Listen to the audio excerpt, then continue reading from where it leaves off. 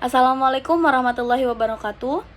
Halo teman-teman, perkenalkan kami dari kelompok 1 akan mempresentasikan materi mengenai stres dan frustasi dalam organisasi. Pengertian stres dan frustasi. Stres dan frustasi merupakan dua konsep yang terkait dengan ketegangan dan frustasi yang dialami oleh individu dalam berbagai situasi. Yang pertama adalah stres, yaitu reaksi non-spesifik manusia terhadap rangsangan atau tekanan. Stres dapat terjadi karena berbagai sebab seperti frustasi, konflik, maupun tekanan. Stres adalah suatu keadaan di mana rangsangan fisik dan emosional menjadi lebih kuat sebagai akibat dari persepsi seseorang yang merasa bahwa dia terancam atau dalam keadaan yang berbahaya. Yang kedua, frustasi. Frustasi adalah respon emosional terhadap stres, yaitu perasaan umum yang akan dialami oleh setiap orang dalam hidup mereka. Frustasi muncul karena resistensi yang dirasakan terhadap pemenuhan kehendak atau tujuan cenderung meningkat ketika individu tidak dapat mencapai sesuatu. Kemudian selanjutnya yaitu faktor penyebab stres dan frustasi dalam organisasi. Yang pertama adalah faktor lingkungan, seperti tuntutan tugas, kemudian kontrol terhadap pekerjaan, konflik peran, kurangnya dukungan sosial, dan juga konflik interpersonal. Yang kedua, faktor dari dalam diri individu seperti masalah keluarga, masalah ekonomi, perbedaan-perbedaan individu, dan juga ketidakseimbangan antara kehidupan kerja dan juga kehidupan pribadi. Yang ketiga, faktor organisasi seperti tuntutan tugas, kemudian tuntutan peran, tuntutan antar pribadi, dan juga gaya kompromi dan ketidakadilan dalam organisasi. Dan yang keempat adalah faktor lain seperti teknologi dan ketidakpastian lingkungan. Memahami stres dan frustasi dalam organisasi. Stres dan frustasi dapat menjadi tantangan besar bagi organisasi. Memahami akar penyebab dan dampaknya penting untuk menciptakan lingkungan kerja yang produktif dan sejahtera. Dengan mengelola stres dan frustasi dengan tepat, organisasi dapat meningkatkan kinerja dan loyalitas karyawan. Dampak stres dan frustasi dalam organisasi. Ada dampak positif. Yang pertama, meningkatkan kemampuan self-correction. Stres dapat memicu kemampuan individu untuk mengoreksi diri sendiri dan meningkatkan prestasi. Yang kedua, meningkatkan kemampuan menghadapi tantangan. Stres dapat memberikan stimulus dan gairah yang dapat memicu individu untuk menghadapi tantangan kerja.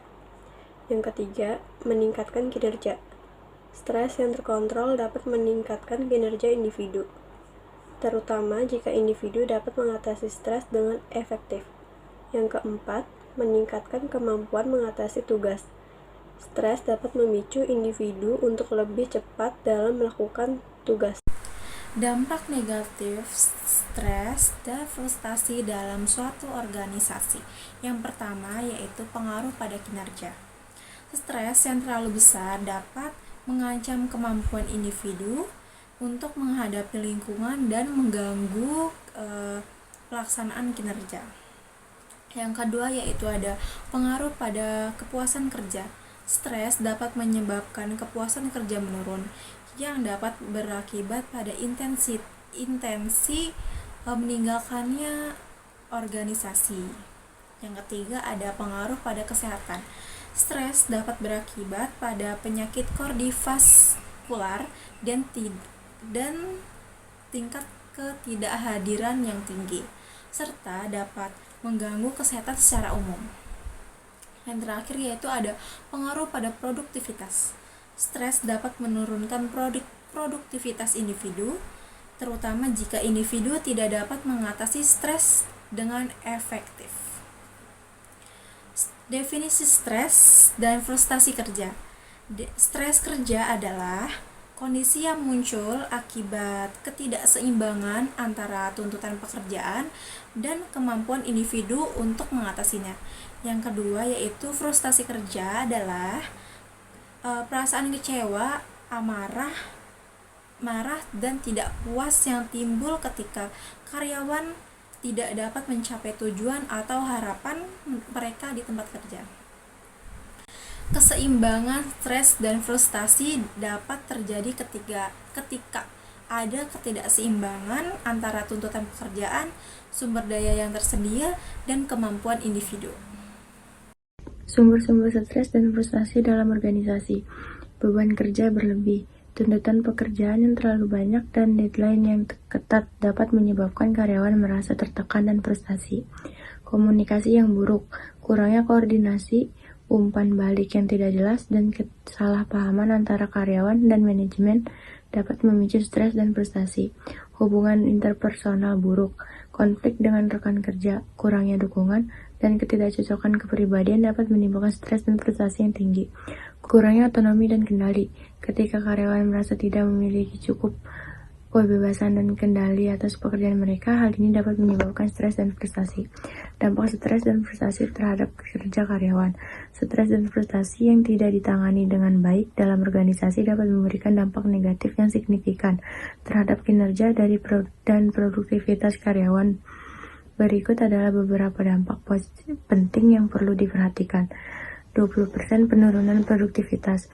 Stres dan frustasi dapat mengurangi konsentrasi, motivasi, dan fokus karyawan dalam menyelesaikan pekerjaan, mengakibatkan penurunan produktivitas hingga 20%. 40% absensi meningkat. Karyawan yang stres dan frustasi cenderung lebih sering absen atau mengajukan cuti untuk menghindari tekanan kerja, meningkatkan angka absensi sehingga 40%. 30% turnover tinggi. Kondisi stres dan frustasi berkepanjangan dapat mendorong karyawan untuk mencari pekerjaan baru, meningkatkan angka turnover karyawan hingga 30%. Selain itu, stres dan frustasi juga dapat menyebabkan penurunan kualitas kerja, meningkatkan kesalahan, dan menurunkan komitmen karyawan terhadap organisasi. Kondisi ini jelas berdampak signifikan pada pencapaian tujuan dan kinerja organisasi secara keseluruhan. Baik, selanjutnya kita masuk ke materi gejala-gejala stres dan frustasi yang perlu dikenali. Gejala stres yang perlu kita kenali itu ada 4. Yang pertama, masalah konsentrasi. Karyawan yang mengalami stres atau frustasi cenderung kesulitan berkonsentrasi pada tugas-tugas mereka yang dapat berdampak negatif pada produktivitas. Yang kedua, ada kelelahan fisik karyawan.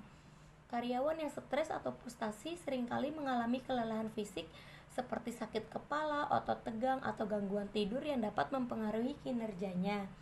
Terus yang ketiga ada perubahan mood. Perubahan suasana hati yang ekstrim seperti mudah marah, gelisah, atau depresi dapat menjadi indikator adanya stres atau frustasi di tempat kerja. Yang terakhir, yang keempat ada penurunan motivasi. Stres dan frustasi dapat menurunkan motivasi karyawan untuk menyelesaikan tugas-tugas mereka yang pada akhirnya berdampak pada kerjaannya.